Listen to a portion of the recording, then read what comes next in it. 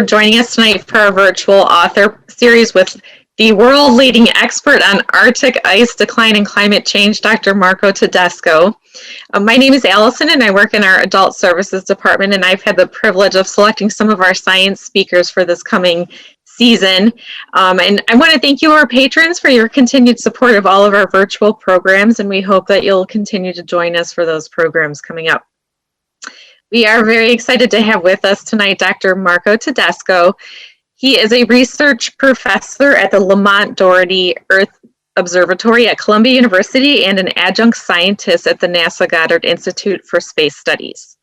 Dr. Tedesco's book, The Hidden Life of Ice, was published in 2020, and copies are available for purchase through our local bookstore in town, the Learned Owl. And we'll go ahead and put the link for the Learned Owl if you'd like to purchase a copy of his book. So thank you for joining us tonight, and thank you all our patrons that are here with us tonight. I'm sure you're very busy, so we do appreciate your time tonight. Thank you. Thank you so much. It is my pleasure. Thank you for the invitation. Again, my apologies for being late and to steal a punchline from one of the next questions. It's nice to be also the NASA scientist might have technical problems. But do you want me to start sharing some of my slides? And then maybe we can move forward in a second. What would you like here? Okay, I think what I'd like to do, and I'm not sure how does it work virtually, but I'm going to start sharing with you some of the slides to introduce the topic. Thank you so much. First of all, because of course during a pandemic, it's even more rare to be able to be all together, and it is my joy always to present the book. Mostly because the book it is a product of long friendship with my co-author Alberto. And it's also a product of a journey that I made from my hometown in Italy to New York City, and of course Greenland. What I learned, my experiences, and I wanted to share them with the people, not only through scientific facts, but also trying to express the fascination that the Greenland has created within me. So I want to start taking you to a small journey. I'm going to share my screen, and please let me know if you do not see it. Very briefly, I want to show you, let me know also if you don't see the slides changing, because I had technical problems in the past. One thing that moved me to study Greenland, and I'll be brief, I won't be boring. This is mostly pictures, and my goal to be here is to be lucky enough to get your questions, so hopefully I can answer them. So one reason that really drove me to start studying Greenland in 2007 was the idea that potential contribution to sea level rise. Greenland is currently the largest soil body contributor to sea level rise with about 20%, and is projected to be the largest soil contributor to the total sea level rise. Greenland is also, as we all know, located in the northern hemisphere, in nearby the North Pole, and the area, the total contribution for sea level rise is up to 6-7 meters. This is not going to happen, but also Greenland is strongly responsible for changes in the atmospheric circulation. It drives the climate on the Arctic and consequently on our latitudes. It is a very important player on our climate and our Earth. This is the pictures that you see here today are most of them come from the expedition that is described in the book. And so this is a fascinating place, and one of the reasons that we went there, and hopefully this is going to stop switching. No, okay. One of the reasons why we were there was that I'm going to put it like this so that we don't have problems, was that we wanted to study the evolution of these wonderful streams. You'll see we are here on the top of the ice sheet in Greenland. These are our tents. We were installing instruments to study the flow of this river, of this stream, and how much water is flowing, to understand how much water is melting from the ice. One thing also that, of course, we had to do in Greenland, there's no place where you buy things once you camp on the ice. This is a picture from the first expedition and the one I describe also in the book. And it's fascinating how you have to put everything together. You have to pack everything, you put it on a helicopter, the helicopter drops you there, you then put up your little town. This is Nick, a former student at City College here. And then, you do what other people will do, of course. You start exploring around. This is us studying and looking at, deploying some sensors in the stream. This is a colleague from National Geographic who's like rappelling down to, again, also install some sensors.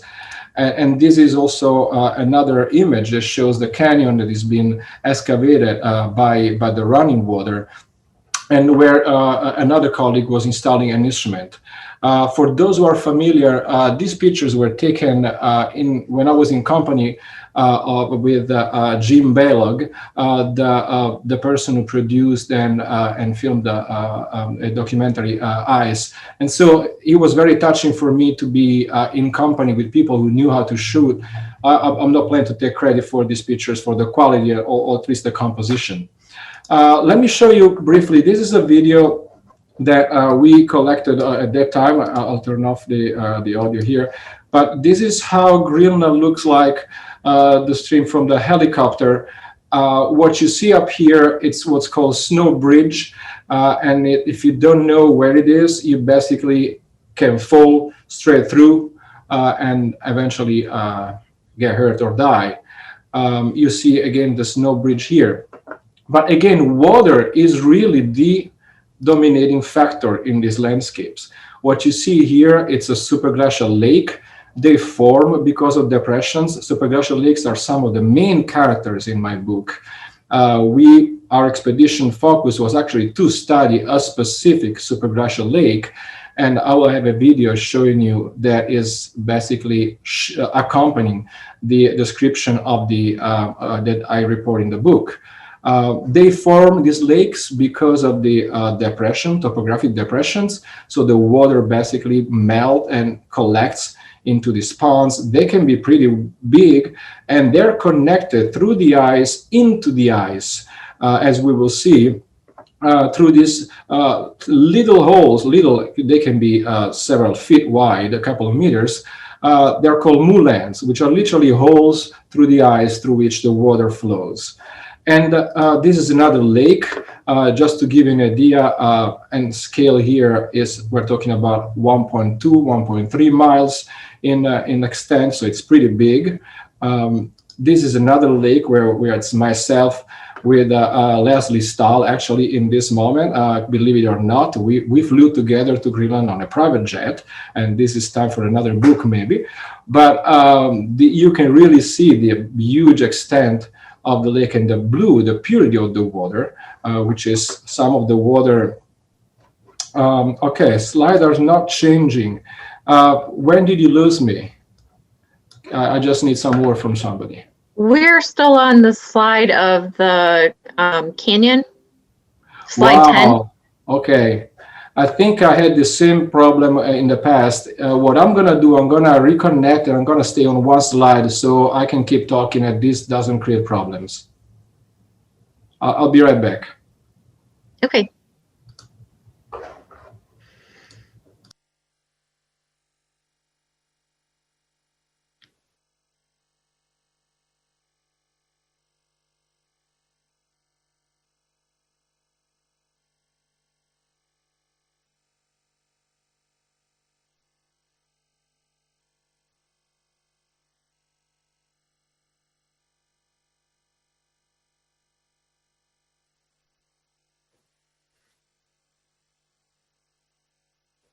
Thank you, everyone, for your patience. Hopefully, we'll get back on soon. In the meantime, if you have questions, one of our patrons offered to play the ukulele as we're waiting. Thank you for being patient, and I apologize. I'm going to get no problem on one slide, which contains the video, and hopefully, actually, let me just go on one of these. So let me briefly tell you. I'm going to share the screen with you so that is actually the slide behind me. Can you see it? So one of the things that the reason why we study this slide is very important. Let me just give you an improvised lecture on this slide for 2 minutes. What you see here, there are three super important features for what we study and what drives melting in Greenland, and also the sea level rise around your home, whatever is going to happen in terms of climate in your future in the next 10 years, what's going to impact our mortgages, what's going to impact also our financial institutions, insuring their properties from floods and other extreme events. And you have three features here, which are very important. The first is the bright of the snow and the ice. You see that this reflects most of the solar radiation. This is what helps keeping our planet cool at the poles, and which drives our climate as we know it. Then you have the water, the running water, which is basically melting of the ice that has been sitting there for thousands of years, and now is going back to the ocean, and therefore increasing the level of our oceans. And you can see all the structures are beautifully also depicted in this picture from the helicopter. Then you also have this dark material. This dark material is a combination of both dust and biological material. The dust soot comes from forest fires. It comes from the soot of our cars, from desert, from the Chinese and other deserts, and also from volcanic eruptions, but also for anthropogenic pollution. And of course, the darker it is, the more solar energy is absorbed, and this creates a lot of more melting. So in this picture, even though it looks like poetically beautiful, it is there are three processes that are extremely important. Let me go back 1 second to the book, and I wanted to briefly talk to you, and it's very strange also to speak to myself looking at the screen now and without slides and anything else. But one thing that I wanted to briefly share with all of you about the book is that this book really was born from the friendship with Alberto, who is the real writer. He's a journalist, an Italian journalist. And I wanted to put on paper this story in which, of course, we narrate both the emotional and the also scientific discovery of this landscape of Greenland. I always wanted to write a book, and I honestly was never feeling too confident, believe it or not, to do so. But when I did this, I decided to open myself up a lot. And I decided to expose also my most inner feelings, because I thought that the scientific communication was too dry otherwise, just numbers. And I believe that the emotions, in my case, are part of my scientific inspiration for the things I do. But also, I wanted to take an opportunity to mention the concept of polar exploration, or exploration in general, seen as in the context of this toxic masculinity that characterizes our ears. And I also wanted to start providing some evidence of a more complex world of that surrounds the exploration, which goes beyond the scientific facts. So before leaving it opening to questions, I wanted to read you a little half a page from the book, and forgive my my diction and accent, and it's basically the last page of chapter 8. This story not only reveals the migrant nature of the camel, or more generally the driving force of evolution, it also changes the way we think about the Arctic and the role it plays in the history of the planet. No longer is it just a cold and distant spectator. This discovery has placed it in front and center in the theater of life. Above all, Natalia's discovery teaches us scientists, and not just scientists, the importance of thinking critically, whatever the situation, especially when dealing with ideas and beliefs that are assumed to be true.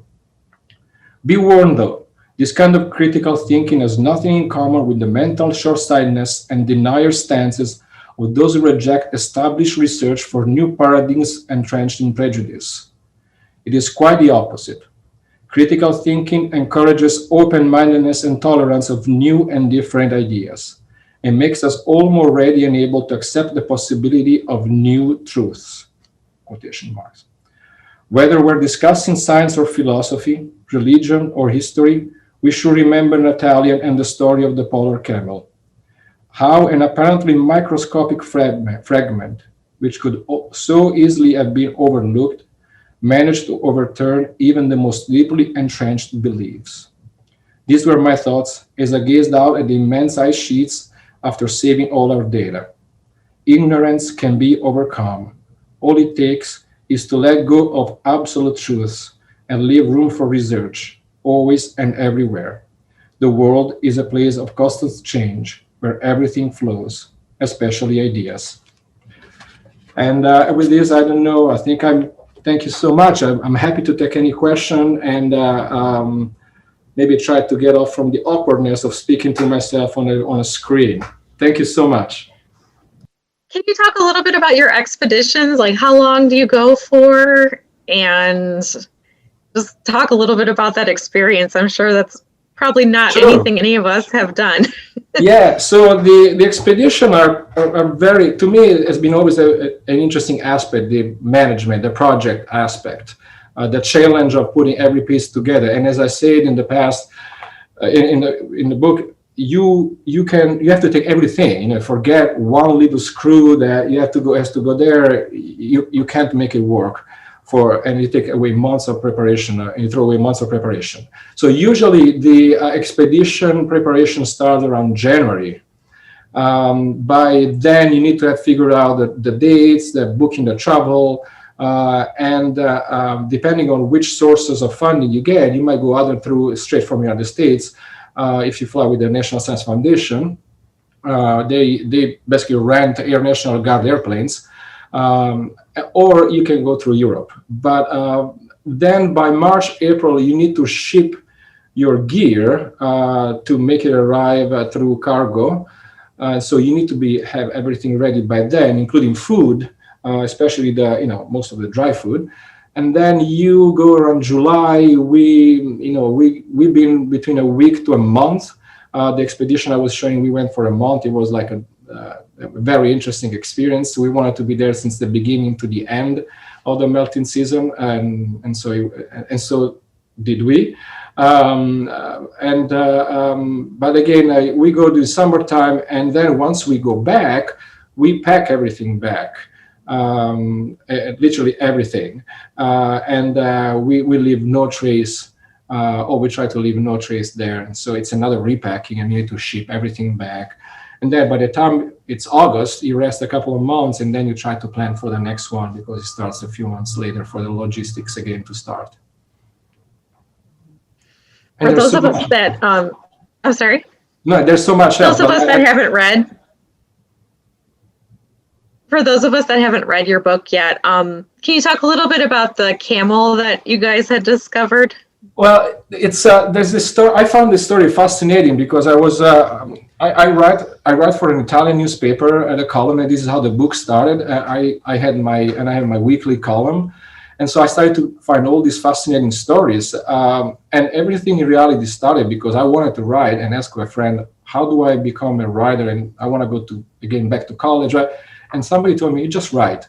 So I started to write again, and I found this story for the Italian newspaper that it's a polar camel, in which this researcher, she found this piece of bone. It's not a bone at the end. It's basically it's soft tissue from in northern Canada, from the exposed rock, likely from the ice that was removed, and after, it's collagen actually, and after a while.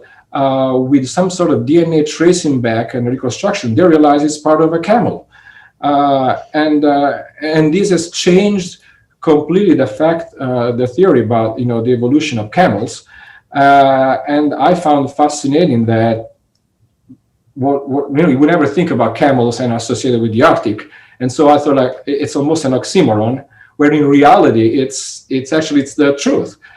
There were camels in the Arctic and people think that the shape of their feet or some of the fat they carry was to protect them from the cold, actually, instead of being on the desert. And so at that point, I found it fascinating. As we take for granted so many things. And I remember one sentence said, "Never believe what your brain tells you," because there's so much constraint from and dynamics that we don't know can influence us, that we have to try to be as pure as possible and try not to take anything for granted. Of course, it's very difficult. And I noticed, or in your book, that you mentioned that ever since you were a young boy, that you had always wanted to be a scientist. Yeah, that's I mean, this is one of the things about vulnerability in sports. Like, yeah, I was basically, I remember the scene of this, like, I was a very skinny, pale boy. And, my mom asked me, "What do you want to be when you grow up?" And I said, like, "I want to be a billionaire and a scientist." So the scientist kept going. It doesn't match with the billionaire. I'm not sure I'm going to fulfill my first dream, but I think I'm very happy. But I always wanted to be a scientist since I was a kid, yes. And I'm an engineer, actually. And I decided not to work as an engineer after the degree. Wow. Okay. Well, we'll take some audience questions here. We have a couple. Mary asks, are drones used for photography? Definitely. Drones are used for photography, but also we use them, and other colleagues use them for starting to collect more information that can help us to better evaluate the data from satellites. Because the drones can take pictures of the specific features at very high detail. And so we don't have to walk around all the places. They can do the job for us.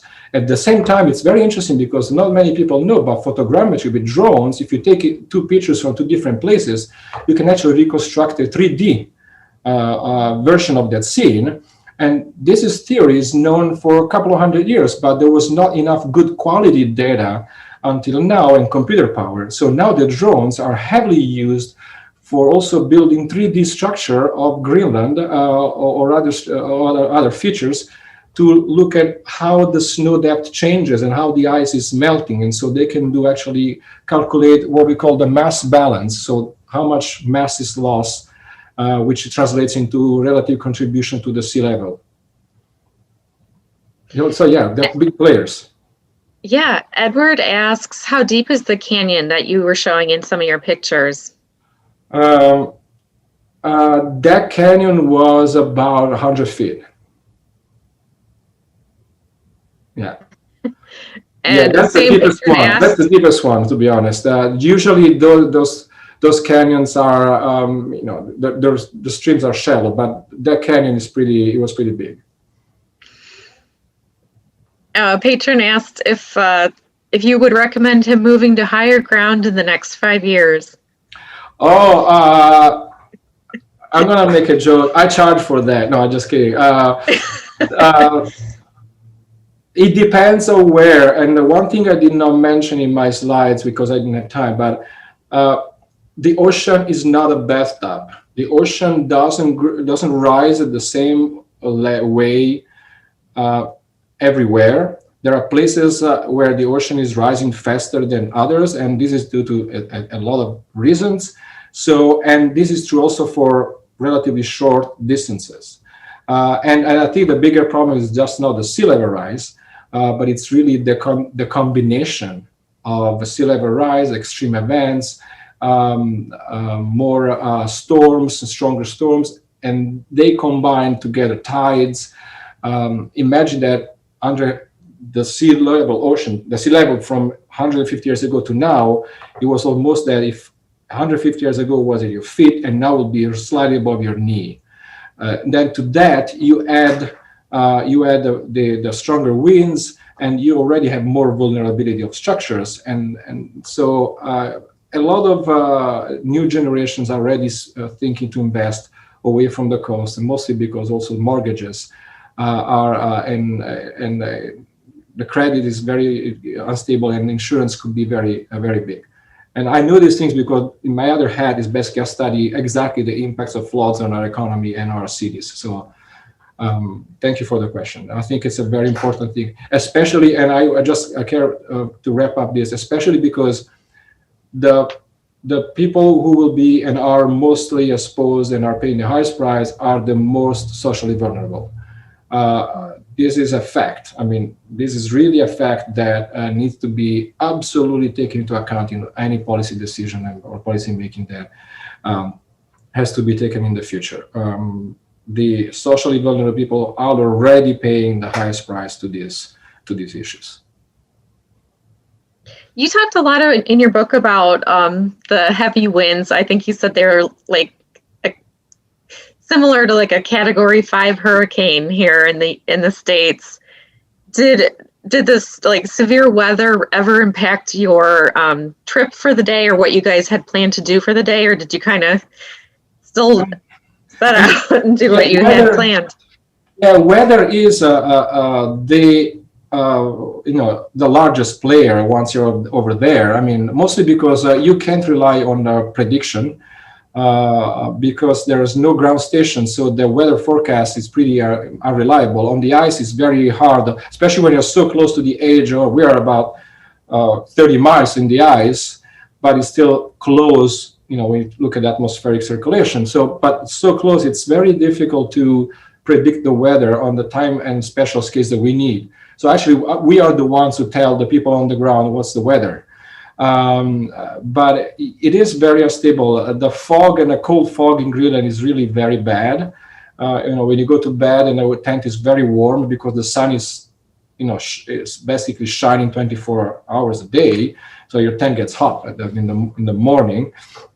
But at the same time, the fog comes up and it freezes everything, and you go from being hot to wet and cold, and it's totally miserable. And the other thing, in Antarctica, we had the katabatic winds. Yes, they are very strong. They are basically gravitational winds. They roll down because the air is so heavy, and it rolls down the mountain and it hits you with the pressure. In Antarctica, there was basically, I was sleeping and in a tent, and I felt something touching my face. I was dreaming and somebody was caressing me.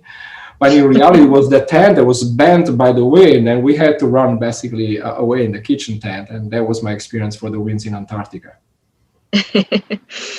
One of our patrons asked, I know you did touch on this in your book, what do you think of tourism in the Arctic, especially cruises and their impacts on this sensitive environment? I think that people are entitled to do whatever they want with their free time and their money. I don't want to judge them, but I don't understand why. It makes me feel almost like knowing that it's like when you have the last animals going to hunt and you want to see the last animal dying because you witnessed that. When you know that maybe with that money you can try to save another animal who's now as close to the extinction, but you can do something to support the infrastructure so for that not to happen again. I think it's again, it's everybody's right to take their decisions and spend their money, deserve money as they want. I feel that if you want to do that, if somebody wants to do that, I think you have to earn it. And I'm not saying this because I do that, but it will be most like running a marathon and jumping in on the mile 40th and then go in and just claiming with the others around all the 42 miles. It's not the same going there in that way. And I think it's very important to think about, yes, there is a large part of the economic of people who rely on this industry, and of course there will be benefits. But I think with the same amount of money and investing in different ways, we can create a better infrastructure to give more structured jobs to these people and create a better way not to look at things from economic point of view, but from the environment point of view. Okay, Mary asks, what were the top 3 findings from your expedition? Whoa, thanks. So we found we found out how much of meteorite dust there was in those cryogenic holes, and we compared what we found in Greenland with Antarctica. So we did the first comparative study between Greenland and Antarctica of those material into that. And we found out also that we're studying the impact of algae. One thing that I didn't mention, those little holes are full of, it's the only place of life where you have life. There's algae, bacteria, tardigrades, what's called water bears. And so we study, we find out how much of the presence of those is impacting the melting. So what's the role they're playing in melting?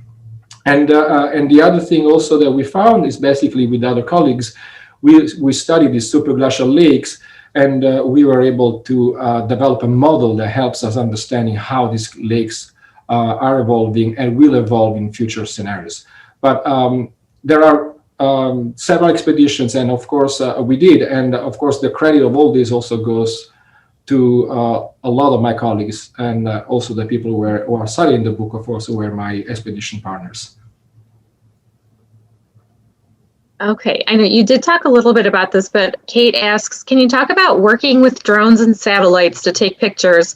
What can we learn through those technologies about climate that we wouldn't have otherwise been able to study?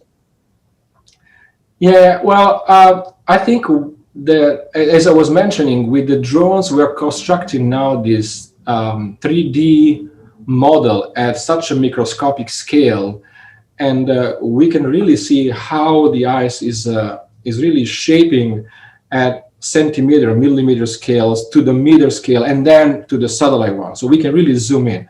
Now, you guys, why is that important? It's just not to fulfill our, scientific, curiosity, useless curiosity, but believe it or not, the way at microstructural level, the way the surface and the ice evolves also drives a lot of the processes that drive, for example, high grain size change, and how much of the snow absorbs the solar radiation. All these processes, the more we know the process at microscopic level, the more we can try to apply them to the larger scale. So without the drones, we will not be able to collect this information. As I was mentioning, we will not be able to compare and improve our satellite data. Okay. Kate also asks, what other kinds of stories are locked in the ice about the past? There are all sorts of stories. I always think about stories when I look at the ice. There are recently, for example, the melting of the ice has exposed the leftovers of an air base, and everybody thinks there could be some radioactive material, and this base was under 10, 20 meters of ice after it was abandoned in the 60s. Under the Greenland ice has been found a canyon that runs through the backbone of Greenland that is like, that the Grand Canyon compares to it is nothing. And you also have all the stories within the ice. Remember, the ice has all the memory. The ice sheet doesn't form because the huge block of water freezes. The ice sheet forms because there is snow that falls on top of the other snow that compresses the snow below. And by compression, because it gets heavier and heavier, it becomes harder and harder, and then you form the ice. So every layer, when you compress it, it has all the history of the climate, the history of humans, and we were able to reconstruct it. Some colleagues were able to reconstruct it back to 500,000 years ago, and through that you can really see also the information: how much CO2 there was in the atmosphere, what was the temperature roughly then. So the ice has all this. What kind of biology was also populating the Earth, because the stuff that goes into the atmosphere is captured by the snowflakes when they fall down, and they are locked then in the ice. It's, the snowflakes that were mentioned, the hieroglyphs from the sky by an early photographer, but and Kepler, but really the ice cores, and the ice is really the hieroglyphs of our climate, of our history. And it really contains some questions. Thank you so much for this question, Kate. Okay, this is a kind of a two-part question. How do your experiences on your expeditions change what you do or how you act when you come home? And similarly, how do the science that you become aware of change how you live back when you're when you're back from your excursion? I mean, the first part is clear. I'm not sure I understand the second. How does this experience, my experience on expedition, change what it does? Okay, so how am I? Oh, yes, definitely. I feel I try to learn as much as I can. I don't try to hide behind the thing. I'm a scientist, and because I'm trying to help society, I don't have to do things on first hand. I think carefully about energy, about all the details that the things that I try to do, and I try to influence policymakers through my publications. I mean, on a higher level, I have the privilege to be in contact with policymakers and community organizers, and of course with students and colleagues. So I can reach several kind of audiences. But also on my side, over the past years, I turned back to be vegetarian because I don't want to support anymore, for a series of reasons, mostly emotional, but also because I'm related to the emission of CO2 and greenhouse gases and climate factors. So I try to take my baby steps without distressing my life, while trying to push on the higher level side with my publications and some of the things that I might be able to change by putting some pressure on through the information. Okay. Bill asked, can you explain why the sea level rise is being dominated by Greenland? Is the Antarctic ice not melting as fast as the Arctic life? If so, why not? Thanks, Bill. That's a great question. So in the past, we reached similar levels of CO2 and temperature than today. It took us about tens of thousands of years.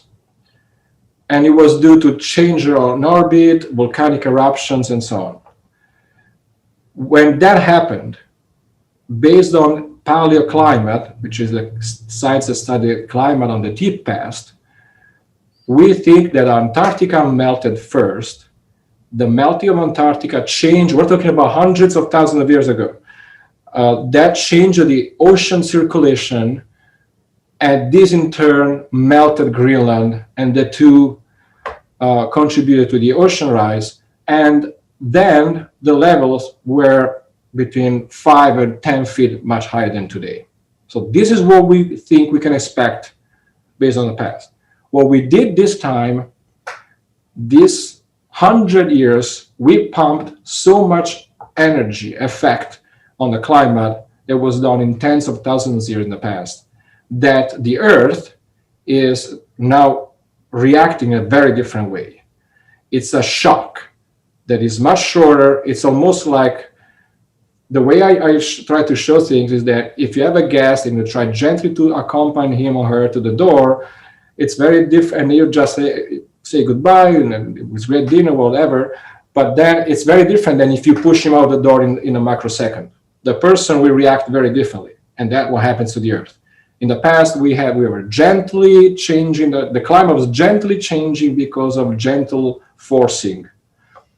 Now we have a very strong shock, a push.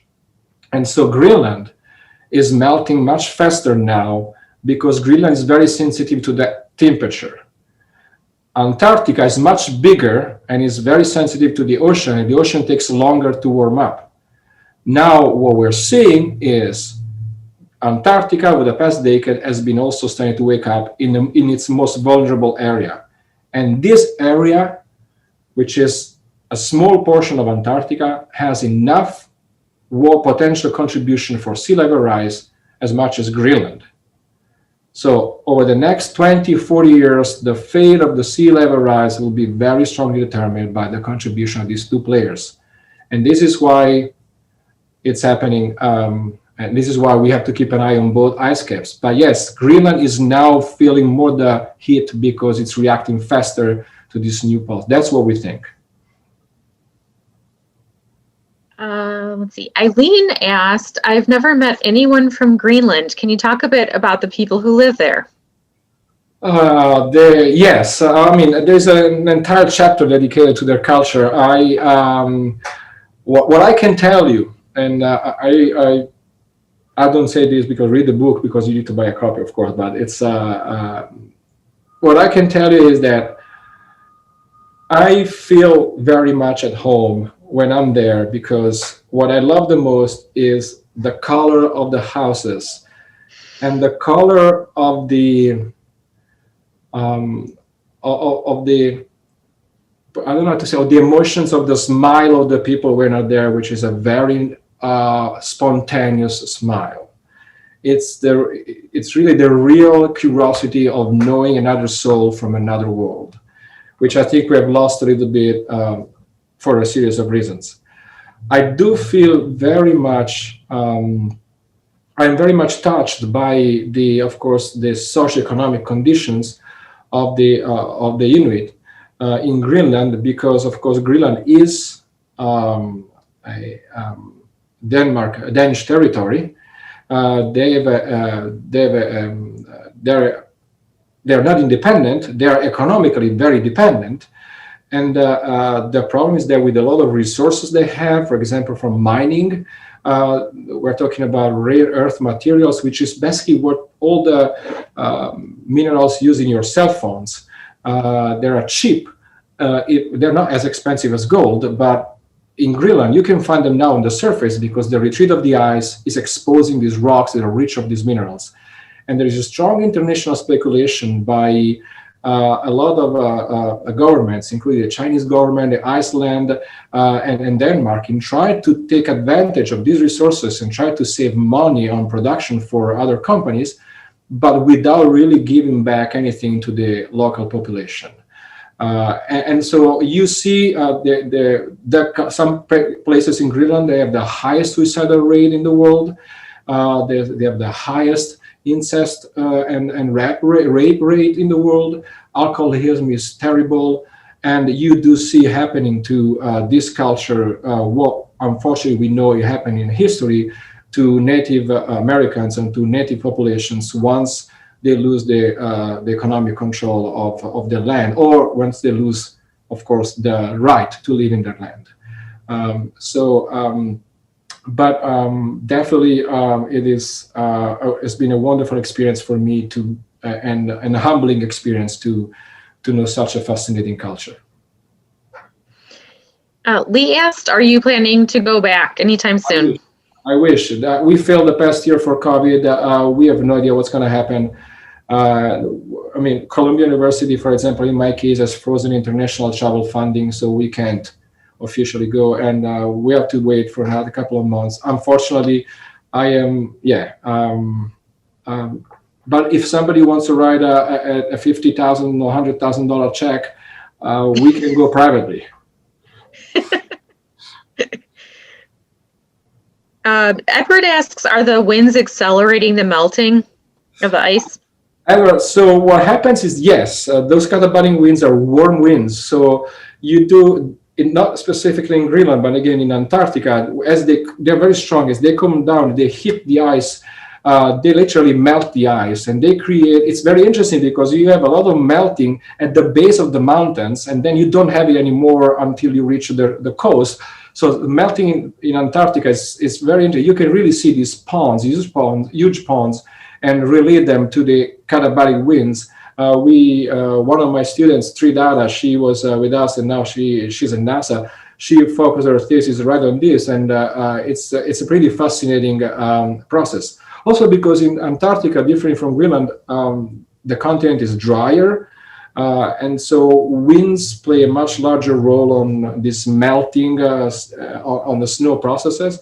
And so it has a much larger role. But yes, definitely a question very well posed, and thank you so much. One of our Facebook viewers asked, what was the most challenging part of your work? I'm sorry, what was the question? I was distracted by reading another question. What was the most challenging part of the work that you were doing? Oh, or you've done?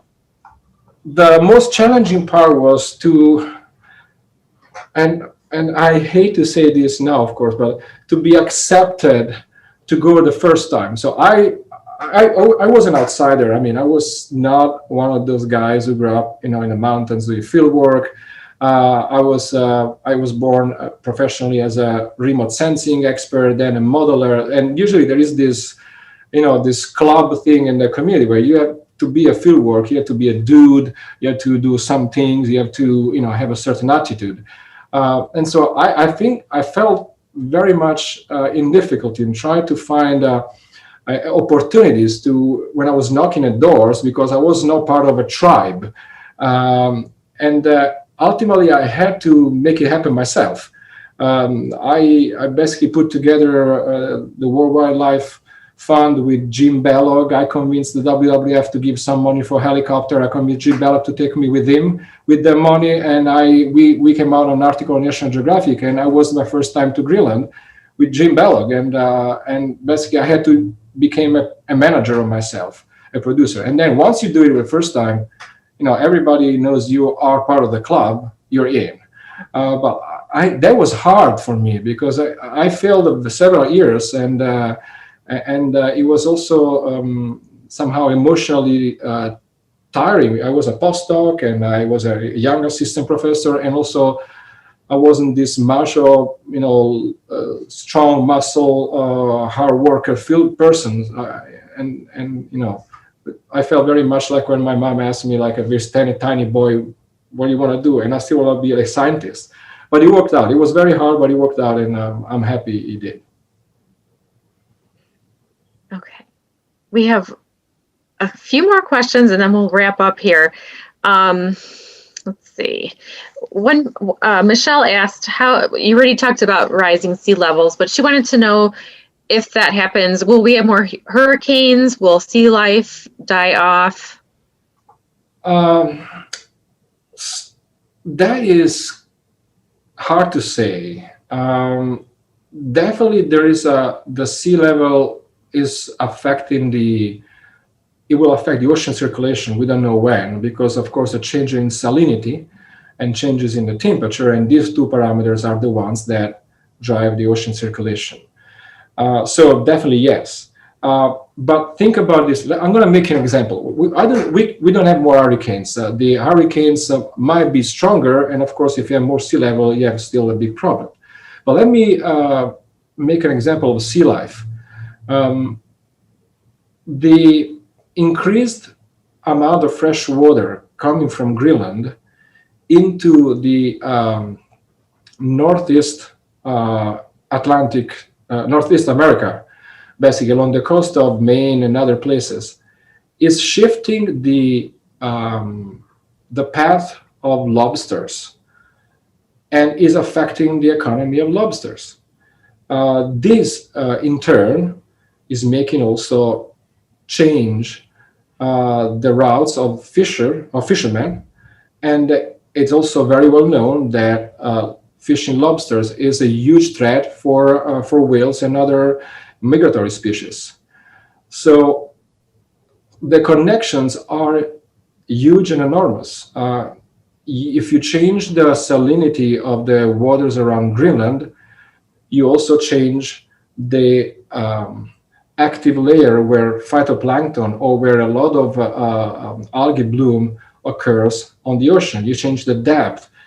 And if you have more sun coming in, as we did in the past decades because of changes in the climate as well in the Arctic, then you also change the entire food chain for that specific region.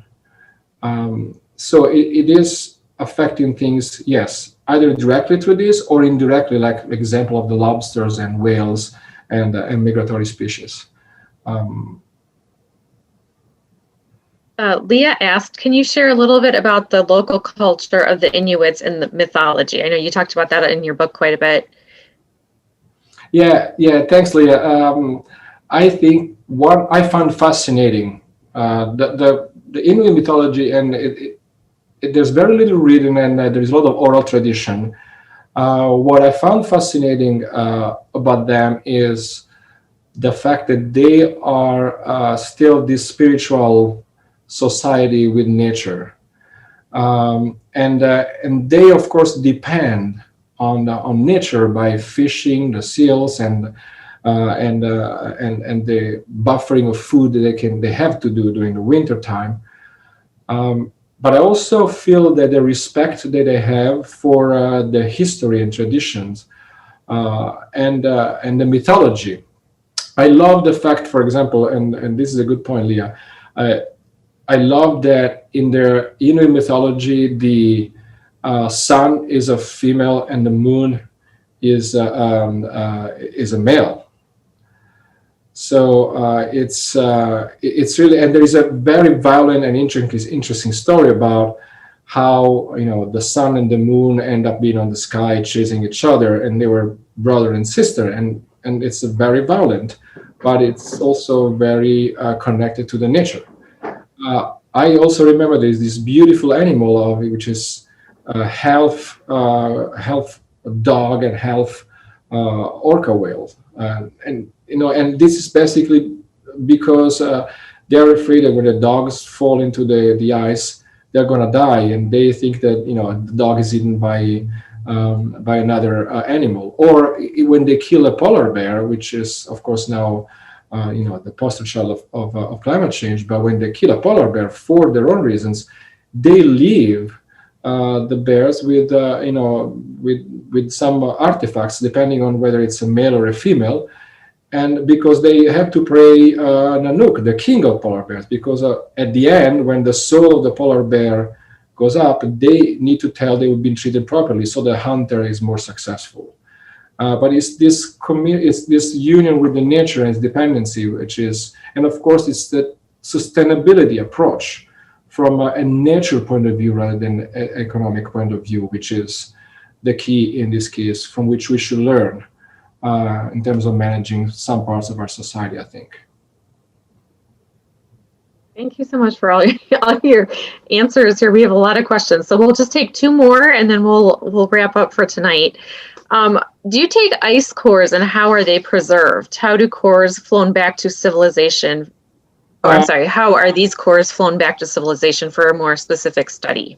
Right. Yes, I take an ice core. I don't do them most of the time, but they are like where we stand. It's cold, so I mean, still relatively cold. There are special cases for ice cores, literally, that you first put them in a tube, then you put them in this case, and then we keep them in a special. The helicopter has to come for those things, and they do what a sling basically. They just pull down a cable, they take the core, and they put it into a freezer, and then they're shipped into mainland with special frozen container, special cargo that keep everything below.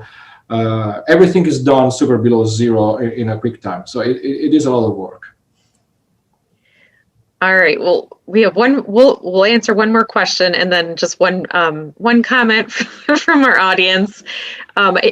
Edward says, "Outstanding," and he would like to know where to send his GoFundMe check for your next expedition. Well, so why don't you send me an email, Edward, and I'm more than happy to reply and open a conversation. It doesn't have to be about money. Last time somebody donated me money, he came to Greenland with me, and we spent a wonderful week. So why not? All right. Our last question for tonight. I was reading that ancient pathogens could be released with the melting ice. Is this true? I mean, my mother asked me the same question, and I think you never know. First of all, remember the polar camel. But I think that if something will be stuck there, it could be hard to be. I'm more scared about humans doing something bad than a pathogen coming out from the ice core, put it this way. Yes, I don't know, but I don't think there's anything that we have to fear for human extinction that is coming from ice cores. But it would be interesting to study how they evolved if we find them, so that we know about the evolution of these pathogens, because definitely it's some information that can be used for good.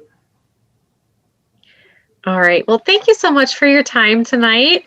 It was nice getting to hear all about your experiences in Greenland. And we, for those of you, again, that would like to purchase copies of The Hidden Life of Ice, The link is in the chat box for the Learned Owl Bookshop in town. And Marco, thank you so much for joining us tonight and taking time out of your busy schedule. And we look forward to hopefully hearing about your next expedition. Thank you so much for having me, and thank you to everyone. Yeah, thank you all.